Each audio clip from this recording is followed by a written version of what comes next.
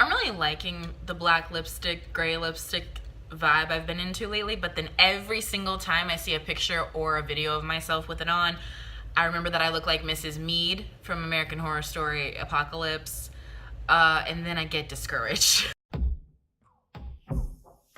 Hey everyone, it's Renae. I am a young adult author. Welcome to my channel, or welcome back to my channel. It is another collab. I am doing a collab with Lisa KOREIS, a fellow YA author, small author tuber, and trilogy taker honor, which, oof. But me and Lisa are a little bit different in the fact that she is a stay-at-home mom, and I am a childless person with a full-time job. And that's exactly what we're talking about today in our collab. As NaNoWriMo is winding down, we wanted to kind of give two totally different perspectives. Hers, of course, as a stay-at-home mom with a 2.5-year-old and one on the way, which she just announced, which is so exciting. And from me, as someone with a 40-hour work week, how did our Nano experiences differ? And what were the challenges that we faced individually? She and I put together a couple of questions that apply to both of us, but then also a couple that are, specific to my situation or her situation. So if you want to find out what her Nano experience was like as a pregnant mom, go visit her channel. The video is in the description below. But I am gonna be talking about my Nano experience as someone with a 40-hour work week. So let's get into it. Now this was both mine and Lisa's first NaNoWriMo, and so we really wanted to address why each of us decided to participate for the first time this year. I've talked about this a little bit in my Nano intro video at the beginning of this month, but the reason that I decided to do NaNoWriMo this year is because it lined up perfectly with around the time that I needed to start drafting book 3 of the Thistlewolf trilogy. NaNoWriMo just seemed like the perfect time to just get a draft down on paper, because first drafts are notoriously difficult for me and take me forever. The next question is, did I complete the Nano 50K? And if not, will it be done by November 30th? And I'm gonna go ahead and say it's gonna be done by November 30th. I went into Nano with 15,000 words of this draft already done, but I did commit to writing 50,000 words, and I'm pretty close. If you want weekly updates on my word counts, if you want to keep up with me in real time, on my Instagram, Renae Writes, I'm Renae Writes on all socials. There is a story highlight on my page where I post on my little word sprints, and then at the end of every week, I'll do a word count recap and how the week kind of went for me. So I'm pretty confident by the end of the month, I will be good to go.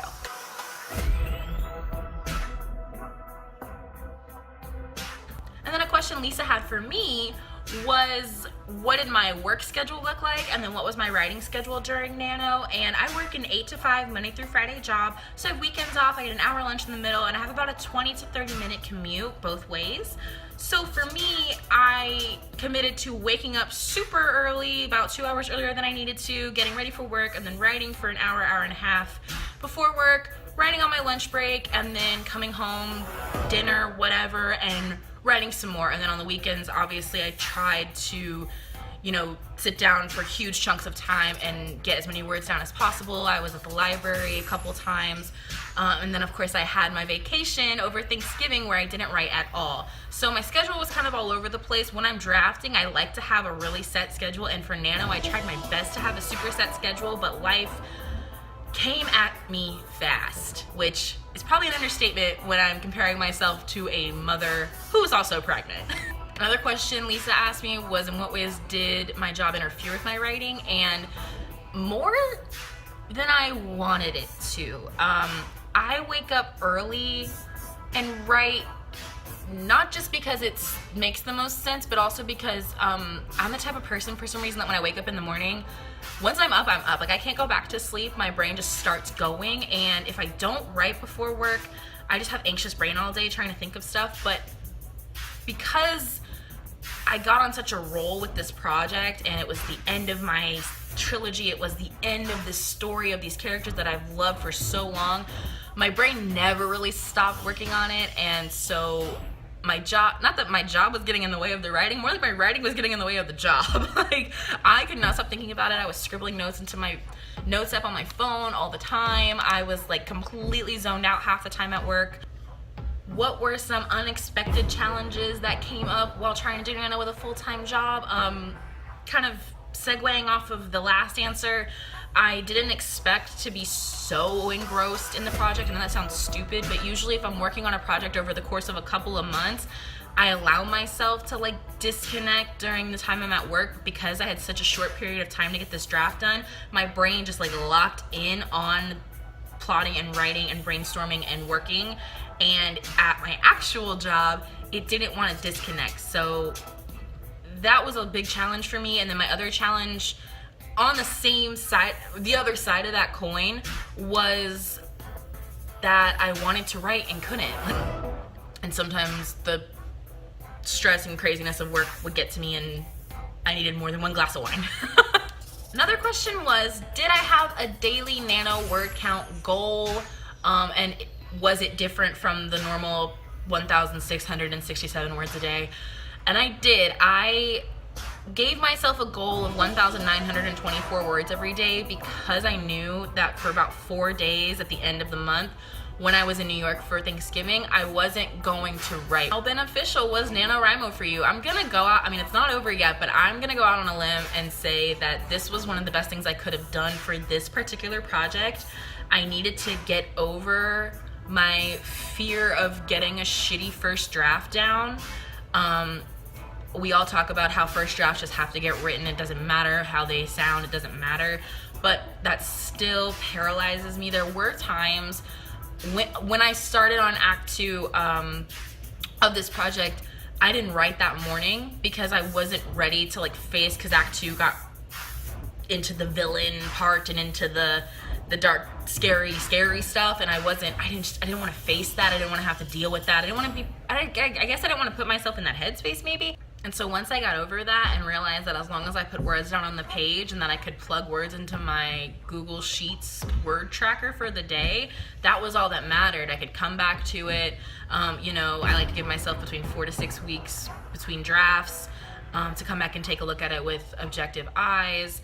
So when I get back to it, probably in January, I'll be able to fix anything that I mucked up, which I'm sure is so much. This is where all the loose ends have to come together for this whole series, and I can't remember half of them sometimes. So it's been super, super nice to know that I have 30 days or 26 days in my case to knock out 50,000 words, and that was it.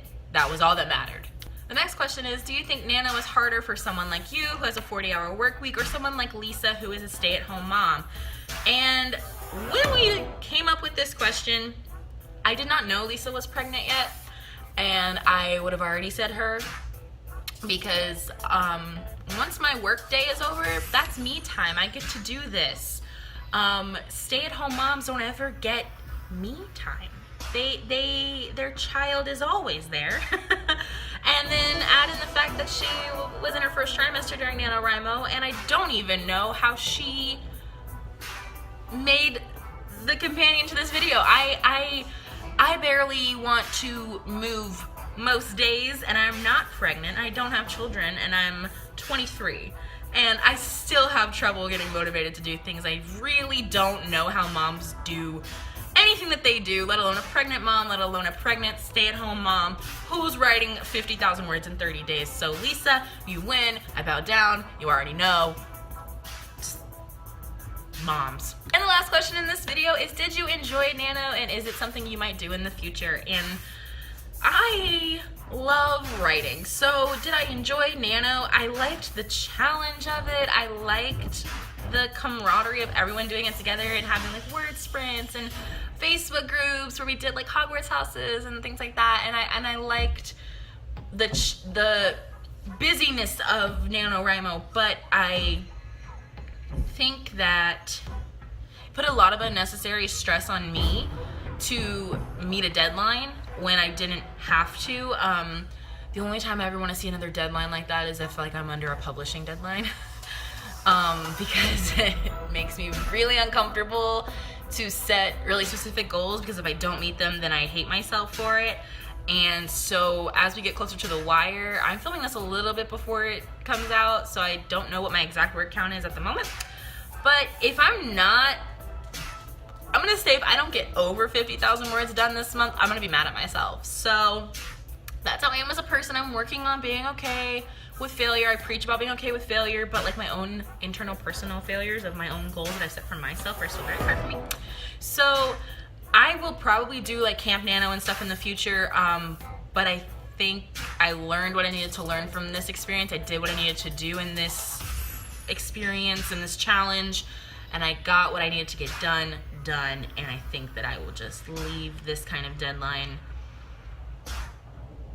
to when I'm being paid for it.